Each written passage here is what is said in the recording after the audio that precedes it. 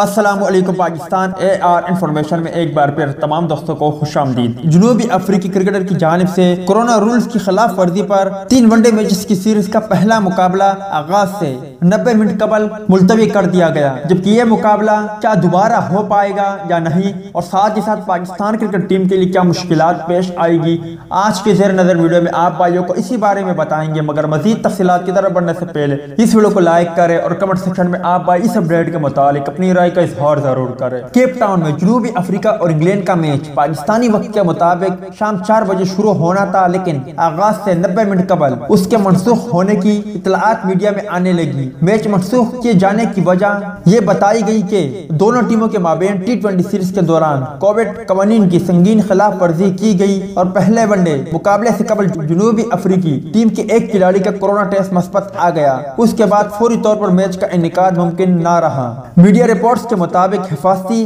احتیاطی تدابیر اختیار کرتے ہوئے دونوں اسکواڈ میں کورونا وائرس پھیلانے کے خطرے کی وجہ سے میچ ملتوی کیا گیا۔ اب یہ امکان ظاہر کیا جا رہا ہے کہ تینوں میچز ضرور کھیلے جائیں گے۔ کل کا ملتوی شدہ میچ اتوار کو کھیلا جائے گا، جس کے بعد دوسرا میچ پیر اور تیسرا ون ڈے بدھ کو کھیلا جائے گا۔ اب بات کرتے ہیں کہ پاکستان کرکٹ ٹیم کو کیا مشکلات پیش آ سکتی ہے۔ پاکستان کرکٹ ٹیم دورہ نیوزی لینڈ کے لیے نیوزی لینڈ میں موجود ہے، جہاں نیوزی لینڈ حکام پاکستانی کھلاڑیوں کے ساتھ کافی ناانصافی کا مظاہرہ کر رہی ہے۔ اب ایک اور تازہ ترین خبر سامنے آئی ہے، پاکستان کرکٹ ٹیم کو آئسولیشن مدت مکمل کرنے تک ٹریننگ کی اجازت نہیں ہوگی۔